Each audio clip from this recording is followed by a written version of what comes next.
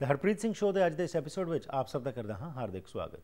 थोड़ा मेरा साथ होंगे मंडे टू फ्राइडे सवेरे 7 तो लैके 8 बजे तक, मंडे टू थर्सडे रात को 10 तो लैके 11 बजे तक और सैटरडे को 8 तो लैके 9 बजे तक सांझ पाई जाती है। इन्होंने प्रोग्राम्स हमेशा ही असी कोशिश करते हैं तुहाडे तक वो इशूज़ को लियाने जिहड़े कि साडे रोज़मर्रा जिंदगी नाल जुड़े हुए हैं। आओ अज के इस प्रोग्राम की शुरुआत करते हैं इस इंटरव्यू के नाल।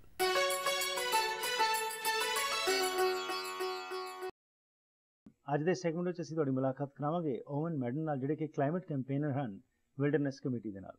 ये की संस्था है तो की ये लोगों के विच प्रेरणा कर रही है, की चेतना लिया रही है, और इस बारे जानकारी लेने हैं। Welcome to the program. Nice to be here. Thank you very much. Thank you. What is this wilderness committee? Okay, so Wilderness Committee is one of Canada's biggest environmental groups. It's all voluntary and membership run. Okay. And we were originally a group which started off trying to protect forestry. So we started off in the days of clear-cut logging. It's around actually 33 years since 1980. We soon learned, though, that climate change was a bigger threat to the forests of British Columbia than anything else, than any clear cut. Hence the reason why they hired me as a climate campaigner. Okay, so what all are you doing? Because as you said, it's a major threat. Climate change is a major threat. But what is the mandate of this particular committee? Okay, so the Wilderness Committee is mandated to act in the public interest. We have memberships of 30,000 people that we always gauge. Well, what's important to you? The loss of forestry was always the most important thing. We also protect parks and protected areas like that. We work on climate issues such as fracking. We also are concerned by, greenwashing, which is the process of corporations that come along and say, we're going to do clean energy. But when we dig below the surface, it's not clean energy. Right. We have examples where there's private operators trying to generate energy from water, hydro energy, sometimes in very sort of disreputable ways. So we speak about all the energy issues here in BC, as well as forestry, protected areas, species at risk. We have a lot on our plate at the moment. Okay. So when we talk about the forests as such, what's the situation in Canada? We know Canada is a big country and there is no problem. There's lots and lots of wood. Is it a major threat here also, that the way we are deforesting? Yeah, so actually, believe it or not, in BC, energy companies are now responsible for more deforestation than forestry companies. There's huge amounts of our landscape being fragmented. Why? Because they're looking for gas. Right. And the new ways of getting gas is fracking. So they know they can drive water down there and release the gas. It creates massive amounts of previous wilderness that's all cut up, fragmented, to do seismic testing for fracking. To give you an example, the new region, the Liard Basin in northeastern BC, is about half the size of Vancouver Island. Big part of the world, all due to be seismic tested and cross-hatched by companies mostly from Texas. That's the first step. The second step is the loss of our pine. We had a lot of pine here, billions of dollars worth, for us, the local British Columbians. Climate change came along in the form of the pine beetle, and she could lay her eggs now right through the winter when she couldn't before.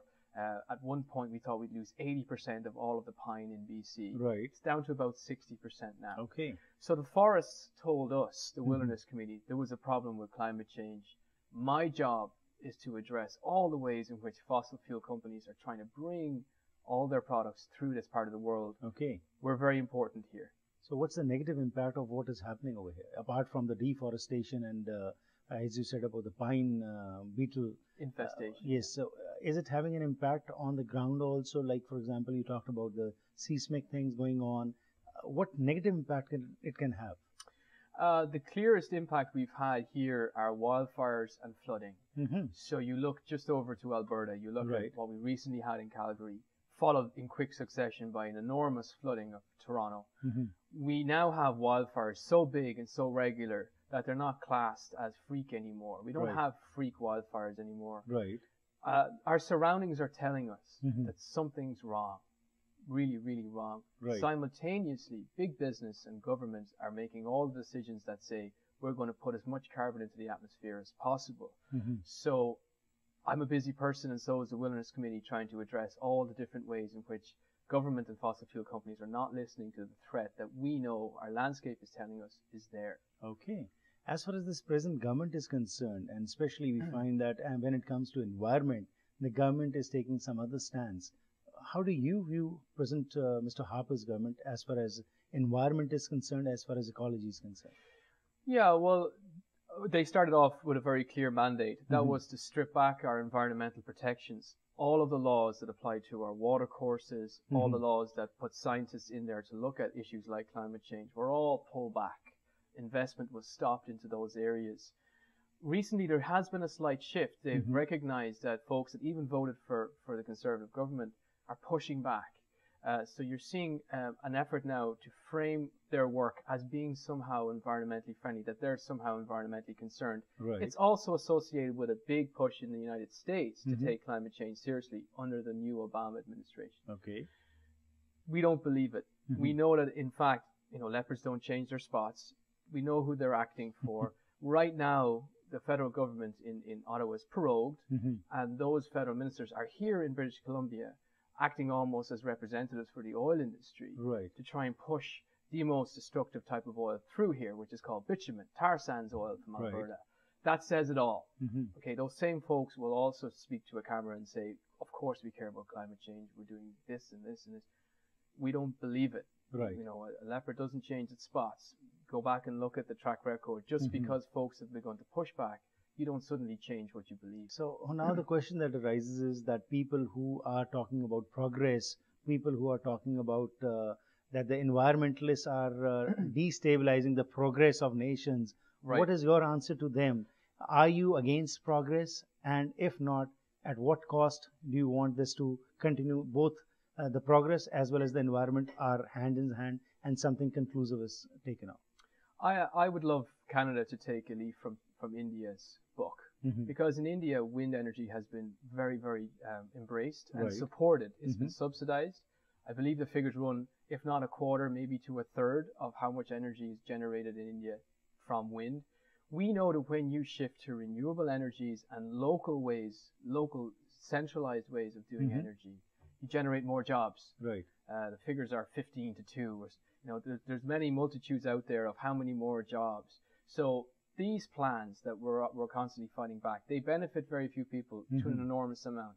What we're looking for is absolute progress. It's absolute job creation. Right. And it's local. It's community-based. So alternative sources of energy need to be tapped, and then that is what it is. You're not against development, but not at this way, the way it's happening right now. Absolutely not. I mean, the risks that we put ourselves at for 25 jobs at Fraser Surrey Docks is not worth it. We respect that people work to create BC steel-making coal in this province.